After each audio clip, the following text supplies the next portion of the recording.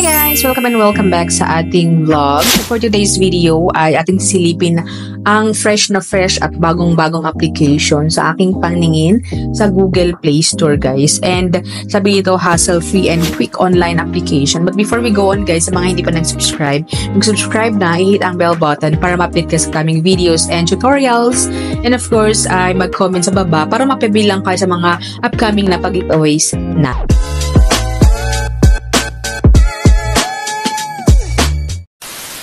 Alright, so welcome and welcome back sa ating video. So today nga is pag-uusapan natin ang isang bagong application.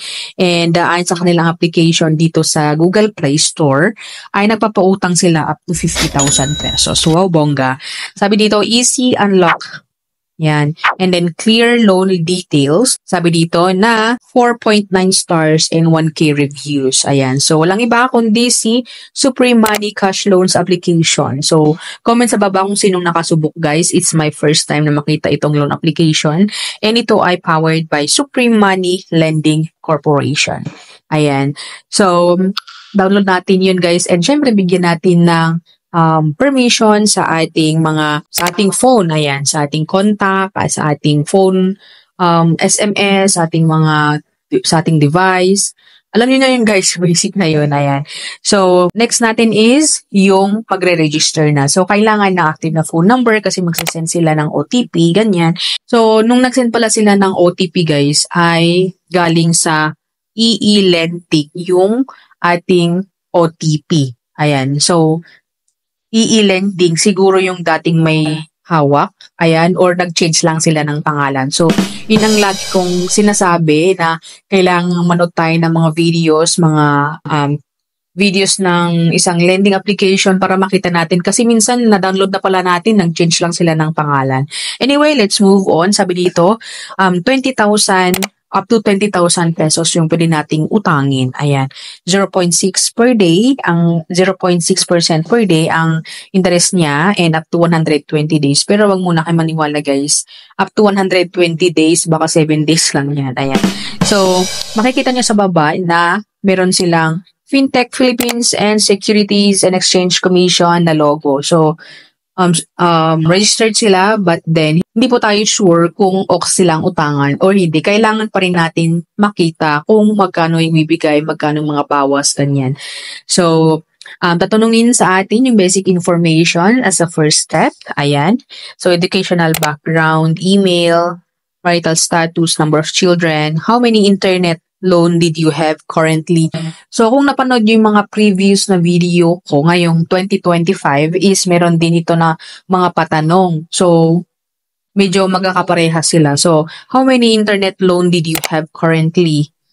Any overdue loans in the last 6 months? Total overdue amount, overdue days, and number of loans. So, nilagay ko na lang guys is 0 kasi para safe na tayo mag-push through. Ganyan. And then next one is yung ating information of our job information.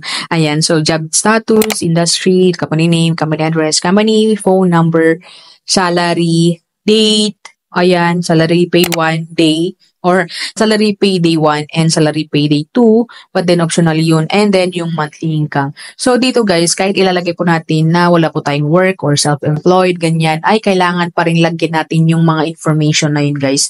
So sa akin, nilagay ko na lang na yung page ng aking business, ganyan. And then next guys is yung ating document information. So ayun na nga at may pagkaparehas na sa aking ni-review ng mga nakaraan kasi nga dito ay hindi nila ipapakita yung mga ID na kailangan. Baka magpinsan sila, ganyan, or parehas yung developer or yung company.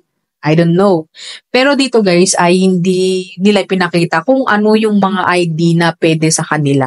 So siguro pwede ang lahat. Pwede lahat ng ID dito. Ayan. So click natin yung box. Ayan. So please photograph the front of your ID. Ayan. So picturean natin ng ID.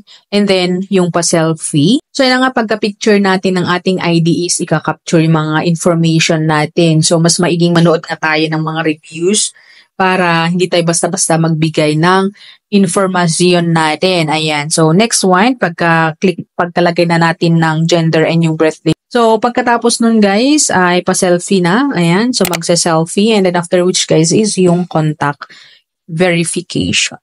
So, dito naman guys, nangangailangan sila ng 3.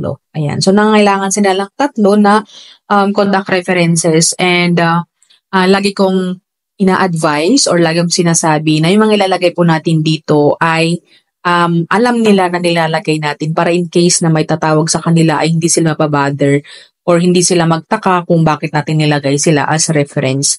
Kasi minsan, ito yung pinagmumulan ng away, ganun. So, after which guys, is click na natin yung next. And ito na. So, receipt information. So, kakaiba, receipt information. So, ito yung receive channel or yung mga e-wallet, bank, ganyan. So, dito na agad-agad yung pangalan natin, mga kaibigan. And then, pipili lang tayo kung anong pwede, yung e-wallet ba or yung bank card. And then, ilalagay natin syempre yung mga information. And then, next na, wag na tayong magpatumpik-tumpik pa. Ayan. Congratulations. Ayan. Have finished all the certifications. Okay. And then, click natin yung apply. So, ang daming pasikot-sigot, guys. So, ayun na nga at approve na naman po tayo. In fairness, approve. Pero, tignan muna natin kung buo ba natin makukuha ang na-approve na money. Ayan. So, sa screenshot, guys, sabi yan, 1,500 pesos. Ayan. So, total limit of 1,500. Ayun na nga. At syempre, pag i-click natin yung apply now, ay mapupunta agad-agad sa ating e-wallet. So, yun na nga ang ulit-ulit kong sinasabi guys na magbasa bago i-click. Read before you click, ika nga.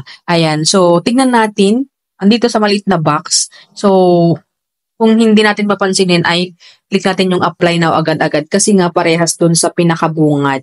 Pero kailangan natin basahin muna. One product willing to offer you. So sa baba niya 1,500. So click natin yun guys and mapagpakita yung mga ibabawas. Ayan. So ayan sa screenshot guys, 1,500. Loan period 1,000 or 120 days. And then loan amount or amount received is 950.